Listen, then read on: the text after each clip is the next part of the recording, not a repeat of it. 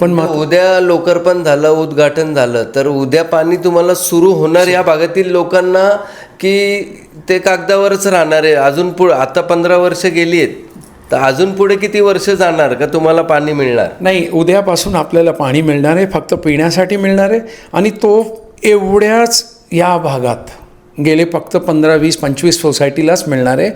पुढच्या ह्या पुढे जे आहे अंडेवाडी, पिसोली, उंदरी तिथे मिळणार नाही. तो तसंच पिण्याच्या पाण्याचं जे उद्या लोकार्पण होणार, उद्यापासून तुम्हाला पिण्याचं पाणी मिळणार आहे, तर ते पाणी तुम्हाला फक्त ठराविक महिने, वर्ष किंवा कायमस्वरूपी ही सोय करण्यात आली? असं जेव्हा आता बघतो आपण की होऊ शकतं की ते अंदाजा कायमस्वरूपच राहणार.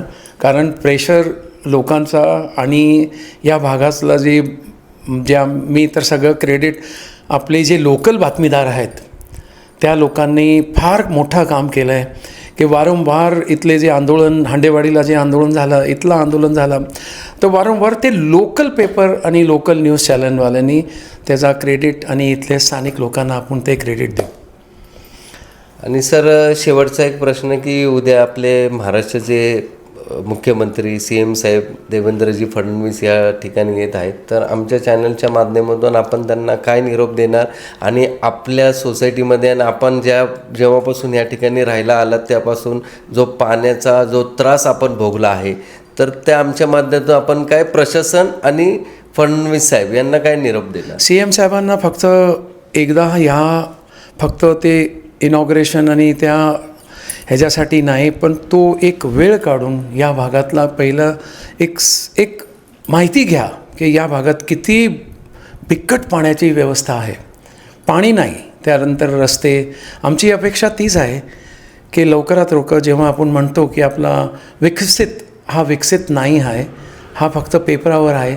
आणि इथला भागाचा जो टॅक्स जातो तो इतका भारी टॅक्स आहे. मी स्वतः माझ्या इथे 4 फ्लॅट आहे. एका फ्लॅटचं मला 54,000 रुपये वर्षाला टॅक्स आहे. 15,000 रुपये मला पाण्याचा आणि मेंटेनन्स आहे.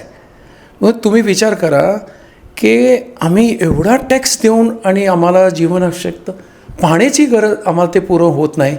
हा एक मोठा शेम आहे, हा एक मोठा दबा आहे. आणि तुमच्या माध्यमाने माझा एकच रिक्वेस्ट आहे की सगळ्यात पहिले आपण पाणीची व्यवस्था, आणि असं नाही का आमच्या भागात, संपूर्ण भारतमध्ये हा मुद्दा जो आहे त्याला सुटका होईल लवकर, हीच माझी अपेक्षा आहे.